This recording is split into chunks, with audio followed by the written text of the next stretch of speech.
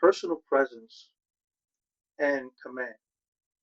I teach executive presence as a leadership skill because how you carry yourself shapes how others respond to you. Here are three simple habits that you can start today to project confidence and steady authority. One, slow your movements. Move with purpose, not rushed. The benefits is that it signals confidence and or control. Two, lower your steady voice, a lower and steady voice. You don't want to squeak out at people. You want to speak clearly, steadily, slower than normal when you're talking to people.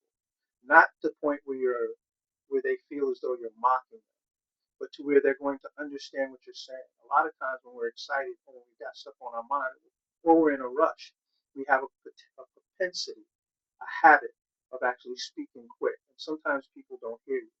So the benefit is that people listen more and trust your message when you speak a little bit slower, steadier, and at a lower tone. Next, hold eye contact for 1 second longer, especially when listening or finishing a point.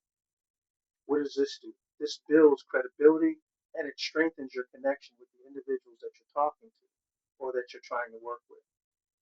Presence isn't about dominance, it's about grounded confidence.